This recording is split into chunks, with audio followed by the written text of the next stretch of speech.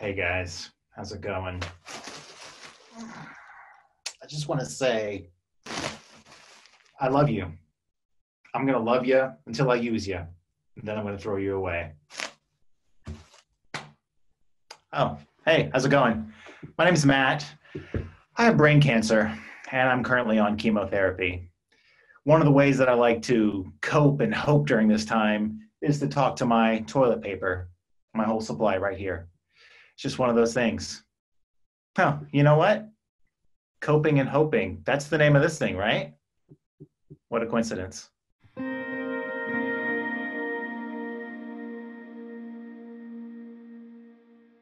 So the challenge for me has been kind of compounded by the regularness of the situation. Obviously, I've been washing my hands and social distancing and things like that. But the fact that I'm on chemotherapy is kind of a weird thing. So it's great to be on if you have cancer, which I am, but it actually weakens your immune system and makes you more susceptible to illness, which sucks.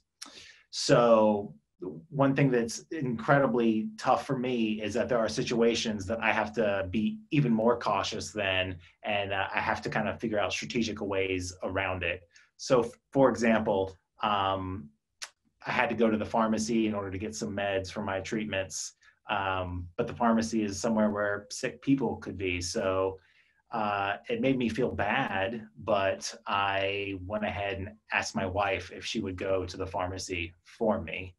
And that's tough. Like, I don't want to put her in the line of fire, but she agreed to it and, felt better about it that way. And when I'm on chemo, I'm just incredibly tired, which, isn't great. But what makes it a little bit worse is that I have two small boys who just want to play with me and spend time. And, there's just times where I just have to shut the door and sleep for days on end. Before all this, I was battling radiation and then getting into chemotherapy and having these really rough times at home by myself. And people would ask, like, well, at least you're not working. And it's like, no, I had to explain to them that it was boring to be at home all the time. And now people get it, that, it's just not that much fun. And so it feels like a bit of an equalizer. I'm also not allowed to travel, but now no one likes to travel. So I'm not saying it's a bright spot, and there's a lot of people who have it worse than me, but it was validating in some weird way to have other people experience a little bit of what I have been experiencing and coping with it in a grander piece of the puzzle rather than just by myself. As a cancer survivor, there was surgery, there was radiation, and now there's chemotherapy. And that stuff is tough, right? Cancer is a marathon, and I just kind of think of COVID as a speed bump, right or wrong. If you're struggling with an illness on top of what's going on right now, I feel for you. And I would just ask you to remember what you've done just to get to this point. It's a lot. It's tough stuff, both physically, financially, emotionally, and you're here. You've made it to this point. Share that strength, share that awesomeness with your friends and your family, and help encourage people. Friends of ours have sent us food.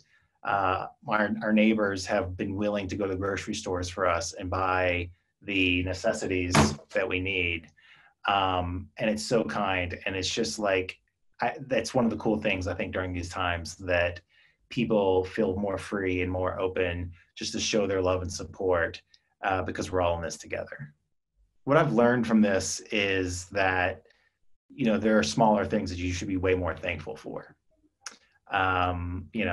Friends, family, and just like being happy that you're healthy. It's like the number one thing right now. So just being appreciative and thankful and supportive where you can, that seems to make the world keep going.